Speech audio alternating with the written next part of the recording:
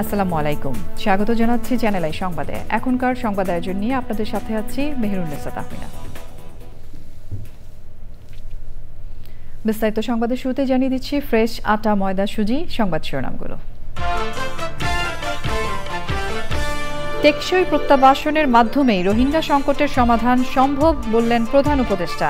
দোহায় বৈঠকে দ্রুত ফেরত পাঠানোর তাগিদ। ডক্টর ইউনূস সহ 7 জনের বিরুদ্ধে দুদকের মামলা আপিল বিভাগে বাতিল। প্রধান বিচারপতির নেতৃত্বে বেঞ্চের সর্বসম্মতিতে রায়।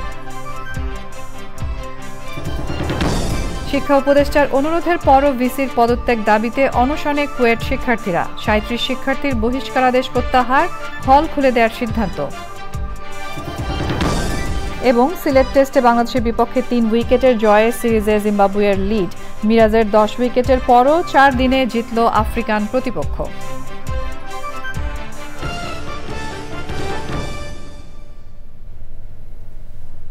এছাড়াও নিটোল টাটা বিশেষ সংবাদে যা থাকছে।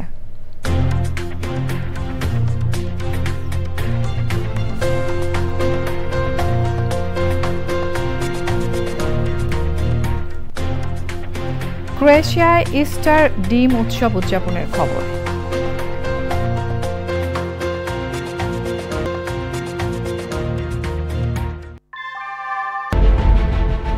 Primacy inbuilt. German technology. Bangladesh's first thermix rod. Salam Steel Thermax. সংবাদ শিরোনামগুলো জানাচ্ছিলাম। এখনকার এই সংবাদ আয়োজন একই সঙ্গে চ্যানেল আই এর ইউটিউব চ্যানেলে এবং চ্যানেল আই এর ওটিটি প্ল্যাটফর্ম আই স্ক্রিনে লাইভ স্ট্রিম হচ্ছে।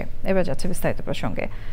রোহিঙ্গা সংকটের একমাত্র সমাধান তাদের টেকসই প্রত্যাবাসন, এমন মন্তব্য করে অন্তর্বর্তী সরকারের প্রধান উপদেষ্টা অধ্যাপক মোহাম্মদ ইউনূস বলেছেন, নিজ দেশে দ্রুত পাঠানো সম্ভব না হলে সংকট আরও বাড়বে। কাতারের রাজধানী দোহায় রোহিঙ্গা সংকট নিয়ে গোল টেবিল বৈঠকে এসব কথা বলেন প্রধান উপদেষ্টা। মোস্তফা মল্লিকের রিপোর্ট। কাতারের দোহায় ব্যস্ত সময় কাটাচ্ছেন প্রধান উপদেষ্টা অধ্যাপক মোহাম্মদ ইউনূস।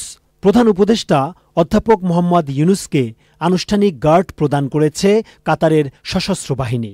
এরপর আর্সেনার শীর্ষ সম্মেলনের ফাঁকে উপপ্রধানমন্ত্রী এবং প্রতিরক্ষা প্রতিমন্ত্রী শেখ সৌদ বিন আব্দুল রহমান বিন হামাস আল থানি প্রধান উপদেষ্টা অধ্যাপক মোহাম্মদ ইউনূসের সাথে সাক্ষাৎ করেন।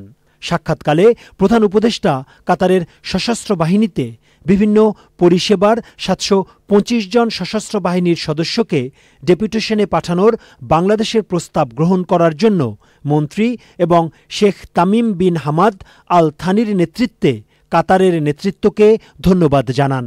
মার্কিন মহাকাশযান প্রস্তুতকারক ও মহাকাশ যাত্রা সেবাদানকারী প্রতিষ্ঠান স্পেস এক্সের গ্লোবাল এঙ্গেজমেন্ট বিষয়ক ভাইস প্রেসিডেন্ট লরেন ড্রেয়ারের সঙ্গে বৈঠক হয়েছে অধ্যাপক ইউনূসের। বাংলাদেশে স্পেস এক্সের স্যাটেলাইট সেবা পৌঁছাতে আসছে মে মাসে একটি কারিগরি যাত্রা শুরুর জন্য সম্পূর্ণ প্রস্তুত থাকার কথা প্রধান উপদেষ্টাকে জানান লরেন। দোহায় আর্থনা সম্মেলনে কাতার ফাউন্ডেশন আয়োজিত গোলটেবিল বৈঠকের বিষয় ছিল রোহিঙ্গা সংকট ও বাস্তুচ্যুত জনগোষ্ঠীর বিষয়ে। প্রধান উপদেষ্টা অধ্যাপক মোহাম্মদ ইউনূস বলেন, রোহিঙ্গা সংকট শুধু একটি মানবিক সমস্যা নয়, এই সমস্যা বহুমাত্রিক। এর প্রভাব রয়েছে সামাজিক, অর্থনৈতিক, রাজনৈতিক ও পরিবেশগত। অধ্যাপক ইউনূস বলেন, একমাত্র টেকসই প্রত্যাবাসনই পারে এই সংকটের সমাধান করতে। বিশ্ব নেতাদের ইঙ্গিত করে প্রধান উপদেষ্টা বলেন, দুঃখজনকভাবে রোহিঙ্গা সংকট মোকাবেলায় যৌথ সহায়তা পরিকল্পনার অর্থায়ন ক্রমাগত কমে যাওয়ায় পরিস্থিতি আরও জটিল হচ্ছে। প্রধান উপদেষ্টার প্রেস সচিব বলেছেন, রোহিঙ্গাদের নিয়ে বৈশ্বিক প্রেক্ষাপটে অধ্যাপক ইউনূসের এমন আলোচনা তাদের প্রত্যাবাসনে সহায়ক হবে। রোহিঙ্গা ক্রাইসিসটা গ্লোবাল যে ডিসকাশনের ম্যাপের থেকে আসলে দূরে চলে গিয়েছিল, মানুষের মেমোরিতেই ছিল না যে এটা একটা বড় একটা ক্রাইসিস। এটা একটা ক্লোজ ডোর সম্মেলন, সেখানে প্রফেসর ইউনূস আবার তুলে ধরেছেন যে কি ধরনের এই রোহিঙ্গা ক্রাইসিসটা এখন কোন পর্যায়ে আছে, আমাদের কি কি করণীয়। এবং এই পুরোটা এই আর্টনা সামিটের one of the major join করার একটা one of the major reason ছিল যে এই ক্রাইসিসটাকে তুলে ধরা। প্রধান উপদেষ্টা তার বক্তব্যে জানান, বাংলাদেশ প্রায় ১৩ লাখ বাস্তুচ্যুত মিয়ানমারের নাগরিককে আশ্রয় দিয়েছে। এর সঙ্গে প্রতি বছর যুক্ত হচ্ছে ৩২,০০০ নবজাতক। Mostafa Mallik, Channel i, Dhaka. অধ্যাপক ডক্টর মোহাম্মদ ইউনুস সহ ৭ ব্যক্তির নামে দুর্নীতি দমন কমিশনের একটি মামলা বাতিল করেছেন সুপ্রিম কোর্টের আপিল বিভাগ। ওই মামলা বাতিলের আবেদন হাইকোর্টে খারিজের বিরুদ্ধে আপিল মঞ্জুর করে আদেশ দিয়েছেন সর্বোচ্চ আদালত। পরাগ আজিমের রিপোর্ট। ২০২৩ সালের ৩০ মে অধ্যাপক ডক্টর মোহাম্মদ ইউনুস সহ গ্রামীণ টেলিকমের ৭ কর্মকর্তার বিরুদ্ধে অর্থ আত্মসাৎ ও পাচারের অভিযোগ এনে মামলা করে দুর্নীতি দমন কমিশন। মামলায় অভিযোগ গঠনের আদেশ নিয়ে প্রশ্ন তুলে মামলাটির কার্যধারা বাতিল চেয়ে গত বছরের ৮ই জুলাই হাইকোর্টে আবেদন করেন অধ্যাপক ইউনুস সহ ৭ জন। শুনানি নিয়ে গত বছরের ২৪শে জুলাই আবেদনটি খারিজ করে আদেশ দেন হাইকোর্ট। ওই আদেশের বিরুদ্ধে আপিল বিভাগে লিভ টু আপিল করেন অধ্যাপক ইউনুস সহ ৭ জন। লিভ টু আপিল মঞ্জুর করে গত বছরের ২১শে অক্টোবর আপিল বিভাগ আদেশ দেন, যার ধারাবাহিকতায় আপিলের উপর শুনানি হয়। প্রধান বিচারপতি সৈয়দ রেফাত আহমেদের নেতৃত্বে ৪ সদস্যের আপিল বিভাগ বুধবার রায় দেন। আমরা এই চার্জের বিরুদ্ধে মহামান্য হাইকোর্টে আসলাম। আমরা কোয়াশমেন্ট চাইলাম যে এই মামলাটা চলে না সমস্ত কিছুতে। ডক্টর মোহাম্মদ ইউনুস সাহেব বললেন, আমি ক্ষমতায় আছি, আমি কোন সরকারের অনুগ্রহ চাই না। মামলার ধারাবাহিকতা, মামলা চলবে সুপ্রিম কোর্ট পর্যন্ত। এই মামলায় যদি আমি অপরাধী সাব্যস্ত হই তাহলে আমি অপরাধ মাথা পেতে নেব, উনি তাই ঘোষণা দিলেন। তাই ডক্টর মোহাম্মদ ইউনুস সাহেবের ইচ্ছা এবং তার নির্দেশে আমরা মহামান্য অ্যাপিলেট ডিভিশনে মামলা দায়ের করি যে কোয়াশমেন্ট যেটা তো করার জন্য কোয়াশমেন্ট চেয়ে। মামলায় রাষ্ট্রপক্ষে ছিলেন অ্যাটর্নি জেনারেল মোহাম্মদ আসাদুজ্জামান এবং দুদকের পক্ষে ছিলেন সিনিয়র আইনজীবী আসিফ হাসান। কোয়াশমেন্টের যে ওনাদের যে পিটিশন ছিল হাইকোর্ট ডিভিশনে, সেটা যে সামাইলি রিজেক্ট করেছিল সেটা আজকে সেটাসাইড করে দিয়েছে, অর্থাৎ বাতিল করে দিয়েছে, অর্থাৎ মামলাটাই বাতিল হলো। এর ফলে ওই মামলাটা থাকলো না, মামলাটা বাতিল হলো। অধ্যাপক ইউনুস ছাড়া বাকি ৬ জনের একজন বর্তমান স্বাস্থ্য উপদেষ্টা নূরজাহান বেগম। পরাগ আজিম, চ্যানেল আই, ঢাকা। ভারতের কাশ্মীরে পর্যটকদের উপর হামলায় ২৬ জন নিহত ও ১৭ জন আহত হওয়ার ঘটনায় গভীর সমবেদনা প্রকাশ করে তীব্র নিন্দা জানিয়েছেন অন্তর্বর্তী সরকারের প্রধান উপদেষ্টা অধ্যাপক ডক্টর মোহাম্মদ ইউনুস। ভারতের প্রধানমন্ত্রী নরেন্দ্র মোদীর উদ্দেশ্যে এক্স বার্তায় প্রধান উপদেষ্টা অধ্যাপক ইউনুস লিখেছেন, কাশ্মীরের পহেলগাঁওয়ে সংগঠিত সন্ত্রাসী হামলার জঘন্য কাজের আমরা তীব্র নিন্দা জানাই। সন্ত্রাসবাদের বিরুদ্ধে বাংলাদেশের দৃঢ় অবস্থান পুনর্ব্যক্ত করেন অধ্যাপক ইউনুস।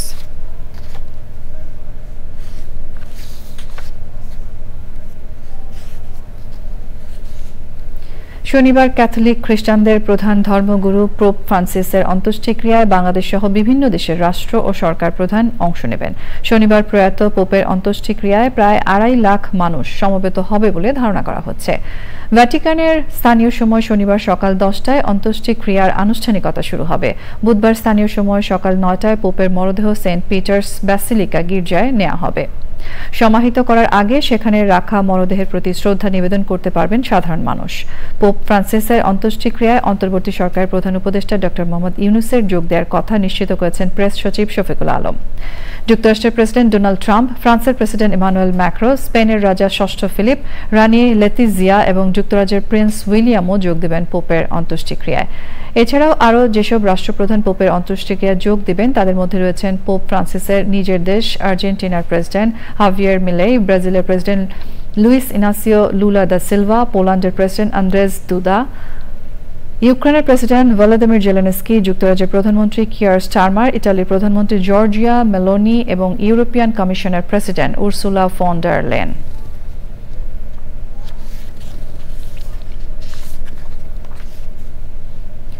হংকংয়ে এশিয়া সাংস্কৃতিক সহযোগিতা ফোরামের অনুষ্ঠান হয়েছে। অনুষ্ঠানে অন্তর্বর্তী সরকারের সংস্কৃতি বিষয়ক উপদেষ্টা মোস্তফা সরওয়ার ফারুকী সহ ১৭ দেশের সংস্কৃতি মন্ত্রী এবং ঊর্ধ্বতন কর্মকর্তারা অংশ নেন। ফোরামের আলোচনায় সংস্কৃতি উপদেষ্টা বাংলাদেশে জুলাই গণঅভ্যুত্থান, নারী নেতৃত্ব, বৈচিত্র্যময় সংস্কৃতির কথা তুলে ধরেন। প্যানেলে সভাপতিত্ব করেন হংকংয়ের সংস্কৃতি, ক্রীড়া ও পর্যটন সচিব রোজানা ল। পরে সংস্কৃতি উপদেষ্টা রোজানা ল এর সাথে দ্বিপাক্ষিক আলোচনা করেন। এছাড়াও তিনি পাকিস্তানের সংস্কৃতি মন্ত্রী আওরঙ্গজেব খান খিসি এবং নেপালের সংস্কৃতি, পর্যটন ও বেসামরিক বিমান পরিবহন মন্ত্রী বদ্রি পান্ডের সাথে দ্বিপাক্ষিক আলোচনা করেন। এই সময় উভয় দেশের সংস্কৃতি, উচ্চশিক্ষা শিক্ষার্থীদের সুযোগ সুবিধা ও পর্যটন বিষয়ে আলোচনা হয়।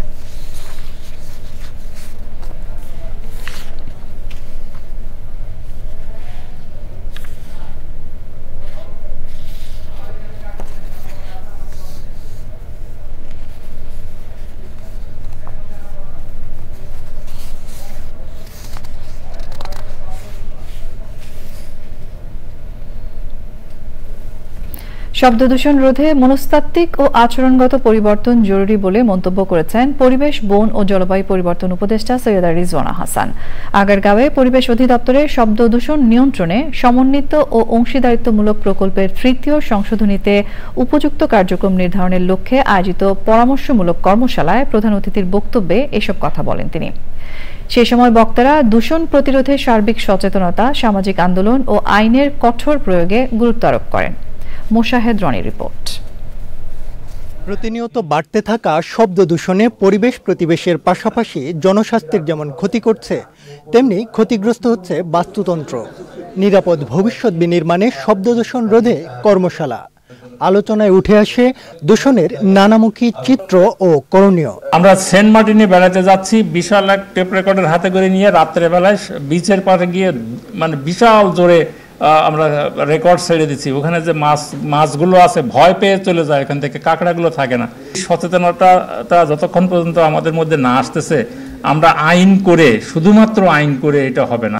জনবান্ধব ধরিত্রী বিনির্মাণে সার্বিক সচেতনতা ও সামাজিক আন্দোলনের কথা যখন বিশেষজ্ঞরা বলছেন, তখন উঠে আসে মনস্তাত্ত্বিক পরিবর্তন ও পরিবেশ বান্ধব জীবনাচারের বাধ্যবাধকতা। শব্দ দূষণের বিরুদ্ধে একটা সামাজিক আন্দোলন গড়ে তুলতে হবে। এটা যে আমরা কেবল ড্রাইভাররা হর্ন দিচ্ছে সেরকম কিন্তু না।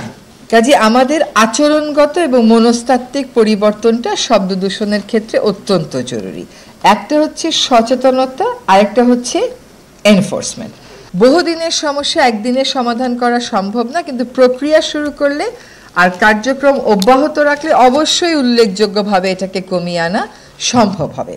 সড়কে দূষণ কমানোর পাশাপাশি শৃঙ্খলা ফেরাতে রাইড শেয়ারকারী পাঠাও ও উবার চালকদের প্রশিক্ষণের কথাও জানান পরিবেশ উপদেষ্টা। শব্দ দূষণ নিয়ে আমরা ডাটাবেস করছি। Moshahid Roni, Channel i, Dhaka.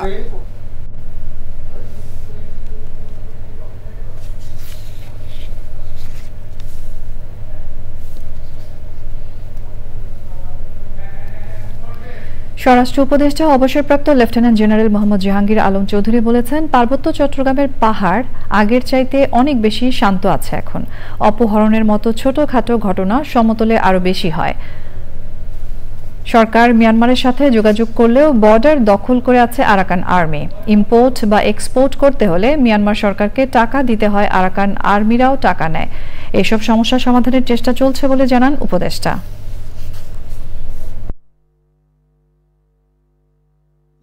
পুরাভাবে রক্ষিত আছে। পাহাড়ের অশান্ততা আপনারা দেখেনি, এখন পাহাড় ওই তুলনা করতে গেলে পাহাড় পুরাটা শান্ত। মিয়ানমার থেকে কোনো কিছু ইম্পোর্ট করতে হলে বা এক্সপোর্ট করতে হলে মিয়ানমার সরকারও ট্যাক্স দিতে হয়, আবার আরাকান আর্মিতে যারা আছে তারও পয়সা নিতে হয়। এই কিন্তু একটা সমস্যা। তো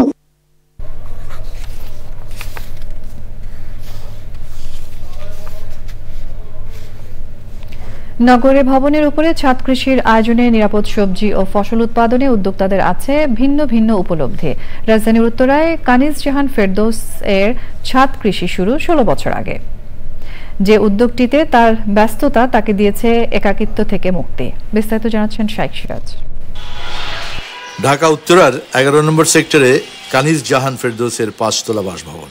এই ছাদে গত 16 বছর ধরে সবুজ বনে চলেছেন তিনি। নিয়মিত উৎপাদন করছেন রকমারি ফুল, সবজি আর মৌসুমি ফল। আমার এখানে সব রকম গাছই আছে, ফল, ফুল, তারপরে শাক সবজি সবই আছে। এবার যেমন টমেটো, বেগুন, লাউ এগুলো লাগিয়েছিলাম। তারপরে এই যখন যেই সিজনে করলা, শসা এগুলো সবসময় হচ্ছে। যেমন ওখানে চাল কুমড়া আছে, আর তারপরে ওই যে ধুন্দুল, ঝিঙ্গার চারা লাগিয়েছি, হচ্ছে। বিচিত্র এই আয়োজনের সবই তিনি নিজের হাতে ফলান। এসব ফসলই যোগাচ্ছে তার পরিবারের নিরাপদ আহার। গত বছর আমার এই আম্রপালি এই গাছে অনেক আম হয়েছিল, গতবার আমি আম কিনি নাই। কত ধরনের ফ্রুটস আছে?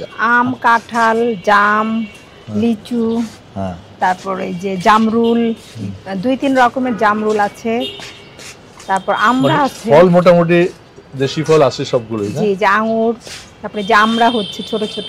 এছাড়াও এখন উদ্যোক্তার একাকিত্বের অন্যতম সঙ্গী এই সবুজ ছাদ। ছাদে আসলে আমার খুব ভালো লাগে। আচ্ছা, ছাদ দেখাশোনা করি, আমার মনটাও ভালো হয়ে যায়। যখন আমার মেয়ে তো বাইরে থাকে, যখন খারাপ লাগে তখন ছাদে চলে আসে। আপনার হাজবেন্ড আসে না? হ্যাঁ, উনি তো এমনি বাসায় থাকে না, প্রতি শুক্রবারে আসে। এই ছাদ কৃষি শুধু খাদ্যের উৎস নয়, মানসিক প্রশান্তি, ভালো লাগা, সবুজের সাথে থাকা, শহরকে শীতল রাখা। কানিজ ফেরদৌসের এই ভালোবাসাটুকু দেশের শহর অঞ্চলের অন্যান্য গৃহিণীর ভেতরে ছড়িয়ে পড়ে। ঢাকার উত্তরার কানিজ ফেরদৌসের ছাদ কৃষি থেকে শাহেদ সিরাজ, চ্যানেল আই। এই নিয়ে বিস্তারিত প্রতিবেদন দেখবেন আগামীকাল বেলা 3:05 হৃদয়ে মাতৃ মানুষের ডাক অনুষ্ঠানে। মাগুরায় আসিয়া ধর্ষণ ও হত্যা মামলার সাক্ষ্য গ্রহণের দিন আগামী 27 এপ্রিল ধার্য করেছেন আদালত। সকালে নারী ও শিশু নির্যাতন দমন ট্রাইব্যুনাল আদালতের বিচারক এম জাহিদ হাসান এই আদেশ দেন। এই সময় আদালতের রাষ্ট্রপক্ষের আইনজীবী মনিরুল ইসলাম মুকুল সহ স্বরাষ্ট্র মন্ত্রণালয়ের নিয়োগপ্রাপ্ত বিশেষ প্রসিকিউটর এহসানুল হক বাদী পক্ষের হয়ে মামলা পরিচালনা করেন। তবে আসামি পক্ষের কোনো আইনজীবী আদালতে উপস্থিত না থাকায় বিচারক এজলাসে উপস্থিত আসামি হিটু শেখ, তার 2 ছেলে সজীব শেখ ও রাতুল শেখ এবং স্ত্রী জাহেদা বেগমের কাছে এই মামলায় তাদের পক্ষে আইনজীবী নিয়োগে যথাযথ বিধি অনুসরণ করতে পরামর্শ দেন। শুনানি শেষে আদালত আগামী 27 এপ্রিল মামলার পরবর্তী দিন ধার্য করেন। বোনের বাড়িতে বেড়াতে গিয়ে 5 মার্চ রাতে 8 বছরের শিশু আসিয়া ধর্ষণের শিকার হয়। ঢাকার সম্মিলিত সামরিক হাসপাতালে 13 মার্চ মারা যায়।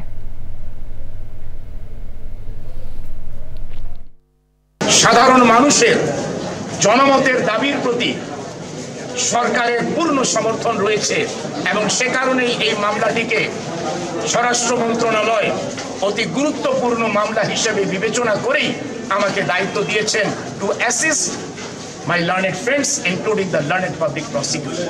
বিজ্ঞ আদালত চার্জ গঠনের পরে আসামিদের কাছে জানতে চেয়েছেন তারা কোনো আইনজীবী নিয়োগ করবেন কিনা।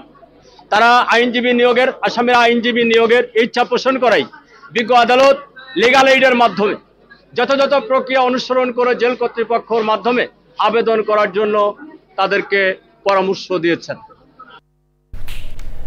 বিএনপির ভারপ্রাপ্ত চেয়ারম্যান তারেক রহমান বলেছেন, আমরা প্রতিশোধ নিতে চাই না। রাষ্ট্র কাঠামো বিনির্মাণে 31 দফা বাস্তবায়ন করে জনগণের আস্থা অর্জন করে বিগত সরকারের অত্যাচার নির্যাতনের জবাব দেয়া হবে।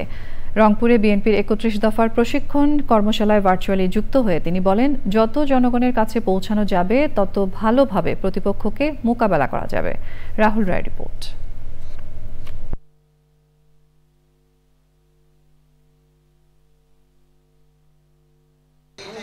রাষ্ট্র কাঠামো বিনির্মাণে 31 দফা নিয়ে রংপুর বিভাগে চলছে বিএনপির প্রশিক্ষণ কর্মশালা। দ্বিতীয় দিনের কর্মশালা ছিল রংপুর নীলফামারী জেলার নেতাদের নিয়ে। কর্মশালায় ভার্চুয়ালি যুক্ত হয়ে বিএনপির ভারপ্রাপ্ত চেয়ারম্যান তারেক রহমান শিক্ষা স্বাস্থ্য খাতে নানা পরিকল্পনার কথা তুলে ধরেন। সবাইকে 31 দফা বাস্তবায়নের জন্য কাজ করার কথা বলেন বিএনপির ভারপ্রাপ্ত চেয়ারম্যান। আমাদের এই 31 দফাকে যদি বাস্তবায়ন করতে হয়, আমরা যখন বাস্তবায়ন করতে পারবো, ওই যে আপনি নির্যাতিত হয়েছেন, অত্যাচারিত হয়েছেন, সেই অত্যাচার নির্যাতনের প্রতিশোধ আমরা নিতে চাই 31 দফা বাস্তবায়ন করার মাধ্যমে। 31 দফা দেশ এবং জনগণের পক্ষে 31 দফা বাস্তবায়ন করার মাধ্যমে আমার উপরে যে অত্যাচার হয়েছে, নির্যাতন হয়েছে, যে জেল জুলুম খেটেছি, আমার মায়ের উপরে যে জেল জুলুম হয়েছে, আমার ভাইকে যেভাবে হত্যা করা হয়েছে, তার প্রতিশোধ আমি নিতে চাই 31 দফা বাস্তবায়নের সাথে। তারেক রহমান বলেন, প্রতিপক্ষকে মোকাবেলা করতে হলে ঐক্যবদ্ধ হওয়ার কোনো বিকল্প নেই। দেশের জন্য, দেশের স্বার্থে আমরা যা করতে চাই, এটি যত বেশি সংখ্যক আমরা মানুষের কাছে নিয়ে যেতে পারবো, মানুষের সমর্থন অর্জন করতে পারবো, আমরা আমাদের সেই দৃশ্য বলেন, অদৃশ্য বলেন বা দৃশ্যমান প্রতিপক্ষকে আমরা তত শক্ত, তত জোরালো ভাবে আমরা তাদেরকে মোকাবেলা করতে পারবো। এবং এই মোকাবেলা করার দায়িত্ব আমাদের সকলকে। আগামী জাতীয় নির্বাচন পর্যন্ত ৩১ দফা বাস্তবায়নে সবাইকে ঐক্যবদ্ধ করার তাগিদ দেন বিএনপির ভারপ্রাপ্ত chairman. Rahul Roy, Channel i. শিক্ষা উপদেষ্টার অনুরোধের পরও ভিসির পদত্যাগের দাবিতে অনশন চালিয়ে যাচ্ছেন খুলনা প্রকৌশল ও প্রযুক্তি বিশ্ববিদ্যালয়ের শিক্ষার্থীরা। এদিকে কুয়েটের ৩৭ শিক্ষার্থীর সাময়িক বহিষ্কারাদেশ প্রত্যাহার করা হয়েছে। পাশাপাশি খুলে দেওয়া হয়েছে ৭টি আবাসিক হল। বিশ্ববিদ্যালয়ের সিন্ডিকেট সভায় এসব সিদ্ধান্ত হয়। কুয়েটের ভিসির পদত্যাগের দাবিতে ঢাকা বিশ্ববিদ্যালয় সহ বিভিন্ন বিশ্ববিদ্যালয়ে বিক্ষোভ সমাবেশ হয়েছে। বিস্তারিত জাকি আক্তার রিপোর্টে। গত 18 ফেব্রুয়ারি কুয়েটে ছাত্র রাজনীতি বন্ধের দাবিকে কেন্দ্র করে সংঘর্ষের ঘটনায় শতাধিক ব্যক্তি আহত হন। পরদিন প্রশাসনিক ভবনসহ সব একাডেমিক ভবনে তালা ঝুলিয়ে দিলে 25 ফেব্রুয়ারি সব আবাসিক হল অনির্দিষ্টকালের জন্য বন্ধ ঘোষণা করা হয়। কুয়েট উপাচার্যের পদত্যাগের এক দফা দাবিতে শিক্ষার্থীদের আন্দোলন অনশনের মধ্যে বুধবার শিক্ষা উপদেষ্টা সিআর আবরার কুয়েট ক্যাম্পাসে যান। তিনি শিক্ষার্থীদের অনশন কর্মসূচি প্রত্যাহারের অনুরোধ জানান। আমি তোমাদেরকে বলতে পারি, যে সিদ্ধান্ত হবে, যে রিকমেন্ডেশন হবে, সেটা আমরা বিবেচনা করে যে সিদ্ধান্ত আমরা নেব সেটা অতি দ্রুত সেই সিদ্ধান্ত আমরা বাস্তবায়ন করব। বিশ্ববিদ্যালয় কর্তৃপক্ষ ৩৭ শিক্ষার্থীর সাময়িক বহিষ্কার প্রত্যাহার করেছে। এছাড়া সিন্ডিকেট সভার সিদ্ধান্ত অনুযায়ী বুধবার বিকেল থেকে ছাত্রদের ৬টি ও ছাত্রীদের একটি হল খুলে দেওয়া হয়েছে। আগামী ৪ মে থেকে ক্লাস শুরুর সিদ্ধান্ত নিয়েছে প্রশাসন। এদিকে কুয়েটের উপাচার্যের অপসারণ দাবিতে যে কোনো কর্মসূচিতে নৈতিক সমর্থন জানিয়েছে বাংলাদেশ গণতান্ত্রিক ছাত্র সংসদের ঢাকা বিশ্ববিদ্যালয় শাখা। ঢাকা বিশ্ববিদ্যালয়ের রাজু ভাস্কর্যের সামনে সংগঠনের নেতারা বলেন, অন্তর্বর্তী সরকার ছাত্র জনতার দাবি আদায়ে ব্যর্থ। দিয়েছে সিন্ডিকেট মিটিং ডেকে, সেটিকে সরকারি হস্তক্ষেপের মাধ্যমে সেখান থেকে সরিয়ে তাকে যদি পদত্যাগ করতে সামর্থ্য না হয় তাকে ক্ষমতা বলে অপসারণ করতে হবে। আমরা এমন অনশন কর্মসূচি চালিয়ে যাব এবং শিক্ষার্থীরা যে সারা দেশে ব্লকেট ঘোষণা করেছে এবং অনশন করছে, আমরা তাদের প্রতি পূর্ণ সমর্থন জ্ঞাপন করছি। দ্রুততম সময়ের মধ্যে সসম্মানে পদত্যাগ করুন। যদি পদত্যাগ না করেন তাহলে পদত্যাগ কিভাবে করাইতে হয় ছাত্র সমাজ ভালো করে সেটা জানে। এছাড়া কুয়েট ভিসির পদত্যাগের দাবিতে বিক্ষোভ মিছিল ও সমাবেশ করে বিভিন্ন বিশ্ববিদ্যালয়ের শিক্ষার্থীরা। Zakia Akter, Channel i, Dhaka. এবারের প্রসঙ্গ Bangladesh Zimbabwe test.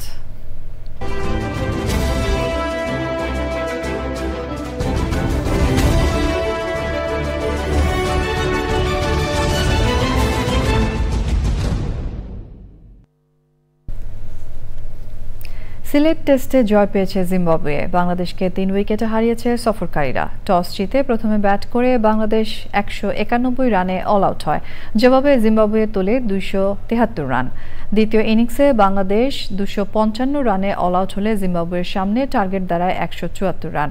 Man of the match হয়েছেন জিম্বাবুয়ের ব্লেসিং মুজারাবানি। সিলেট থেকে বিস্তারিত জানাচ্ছেন তানফির আহমেদ। 2018 সালে সিলেট স্টেডিয়ামের প্রথম টেস্টে জিতেছিল। স্বাগত জানাচ্ছি আরও একবার চ্যানেল আই সংবাদে। বাংলাদেশ অলিম্পিক অ্যাসোসিয়েশনের কার্যনির্বাহী কমিটির সভা হয়েছে। ঢাকা সেনানিবাসের আর্মি মাল্টিপারপাস কমপ্লেক্সে অনুষ্ঠিত ওই সভায় সভাপতিত্ব করেন সেনাবাহিনী প্রধান জেনারেল ওয়াকারুজ্জামান।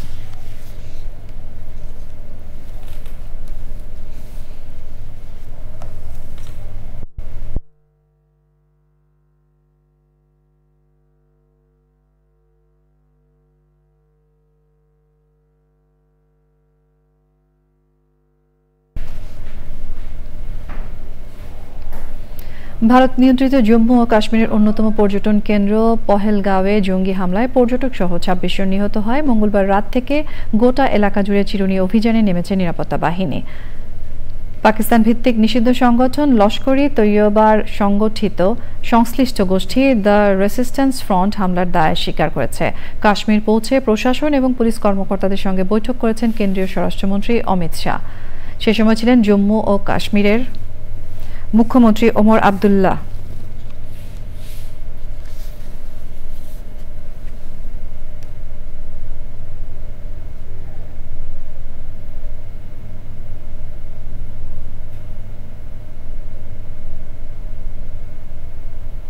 এবারে রয়েছে আইস্ক্রিন সাংস্কৃতিক সংবাদ।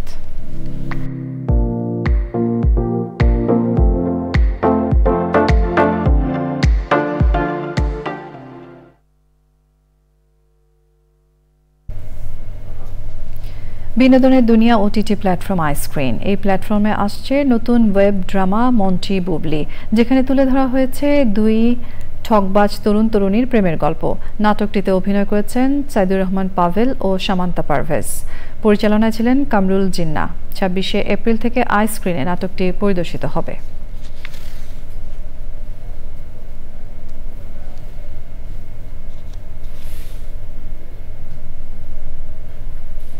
এবার রয়েছে নিটুল টাটা বিশেষ সংবাদ।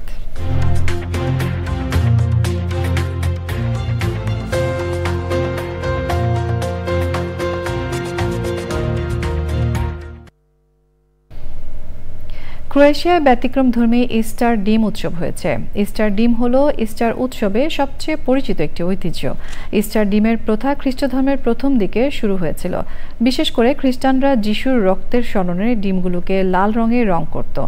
তবে ক্রোয়েশিয়ার মেডিমুরজে কাউন্টিতে গভীর কালো খোলসের সাথে সূক্ষ্ম রঙিন ফুলের রং করা হয়। আয়োজকরা মনে করেন এই ধরনের উৎসব নিজেদের সংস্কৃতি, একে অপরের সাথে বন্ধুত্ব এবং ভ্রাতৃত্ব বজায় রাখতে গুরুত্বপূর্ণ।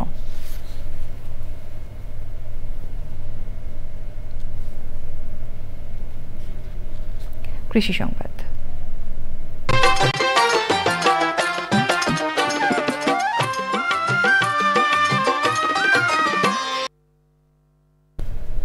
খাদ্য নিরাপত্তা নিশ্চিত করতে চাষিরা বছর জুড়ে ধানের আবাদ করে থাকে। এর মধ্যে বোরো ধান অন্যতম।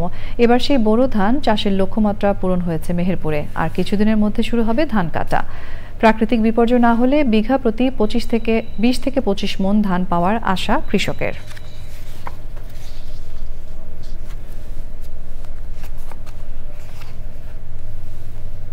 প্রকৃতি সংবাদ।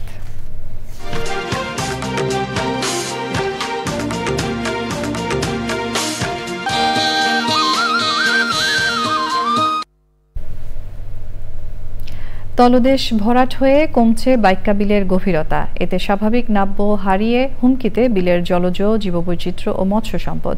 মিঠা পানির মাছের অভয়াশ্রম ঘোষণার 22 বছর পরও বাইক্কা বিল খনন না করায় হতাশা জানিয়েছেন সংশ্লিষ্টরা। বিলটি খননে দ্রুত ব্যবস্থা নেয়ার দাবি তাদের।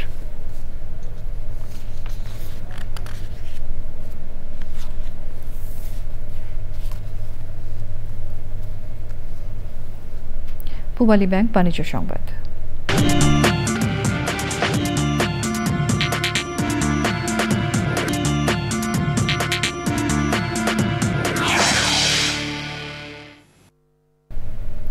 যুক্তরাজ্য ভিত্তিক দেশের শীর্ষস্থানীয় নিত্য ব্যবহার্য ও ভোগ্যপণ্য উৎপাদন এবং বিপণনকারী বহুজাতিক প্রতিষ্ঠান ইউনিলিভার বাংলাদেশ লিমিটেডের ঢাকা অফিস পরিদর্শন করেছেন যুক্তরাজ্য সরকারের বাংলাদেশের বাণিজ্য দূত ও ব্রিটিশ হাউস অব লর্ডসের সদস্য ব্যারোনেস রোজি উইন্টারটন এবং বাংলাদেশের ব্রিটিশ হাইকমিশনার সারা কুক।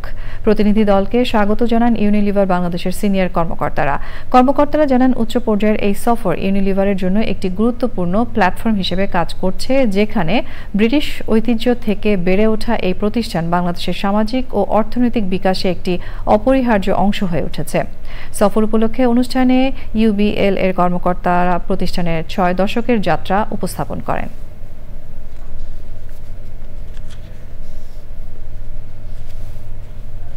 সংবাদের এ পর্যায়ে আমরা নিচ্ছি আরও একটা বিরতি এবং বিরতির পর খেলার খবরে যা থাকছে। স্বাগত জানাচ্ছি আরও একবার চ্যানেল আই সংবাদে। দেশ থেকে অর্থ পাচার করে গোল্ডেন ভিসায় দুবাইয়ে 450 ব্যক্তি সম্পদের পাহাড় গড়েছেন এমন অভিযোগের অনুসন্ধান করছে দুর্নীতি দমন কমিশন দুদক। এর মধ্যে 70 জনকে শনাক্ত করে তাদের আয়কর নথি তলব করে এনবিআরে চিঠি পাঠিয়েছে দুদক। বিষয়টি নিশ্চিত করেছেন দুদক কমিশনার মিয়া মোহাম্মদ আলী আকবর আজিজি। এই 450 ব্যক্তির নামে 972টি প্রপার্টি কেনার তথ্য রয়েছে। দুদক কমিশনার জানিয়েছেন পাচার হওয়া অর্থ ফেরাতে আইনের সবগুলো ধাপ ব্যবহার করছে দুদক। এছাড়া ক্রিকেটার সাকিব আল হাসানের দুর্নীতির খোঁজে এসইসি সহ বিভিন্ন দপ্তরে চিঠি পাঠিয়েছে দুদক। সাবেক বিমান প্রতিমন্ত্রী মাহবুব আলী ও তার স্ত্রীর বিরুদ্ধে প্রায় 9.5 কোটি টাকার অবৈধ সম্পদ অর্জনের অভিযোগে মামলা করেছে দুদক।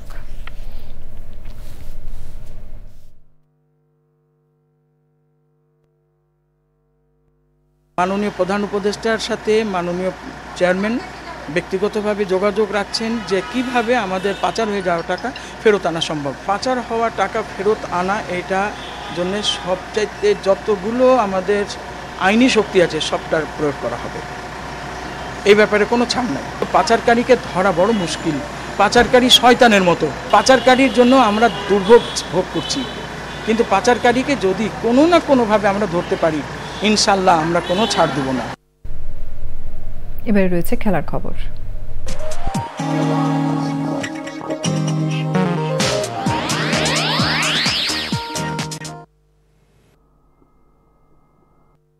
স্প্যানিশ লা লিগার শিরোপা পুনরুদ্ধারে জয়ের পথে হাঁটছে অন্যতম জায়ান্ট বার্সেলোনা। 33তম রাউন্ডের ম্যাচে বার্সেলোনা একমাত্র গোলে মায়োর্কাকে হারিয়ে নিকটতম প্রতিদ্বন্দ্বী এবং বর্তমান চ্যাম্পিয়ন রিয়াল মাদ্রিদের চেয়ে 7 পয়েন্টে এই করব। ফ্রেশ আটা ময়দা সুজি সংবাদ শিরোনামগুলো আরও একবার জানিয়ে দিয়ে।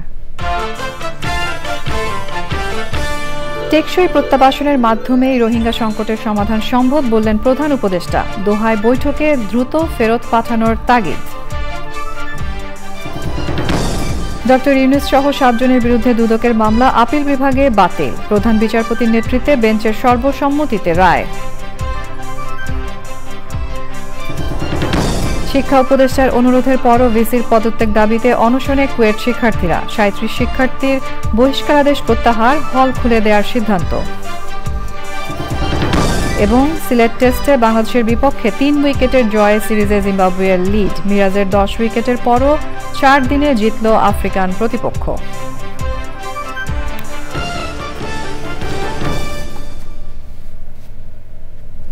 এরই সঙ্গে শেষ করছি আমাদের এখনকার সংবাদ আয়োজন। ধন্যবাদ এতক্ষণ সঙ্গে থাকার জন্য।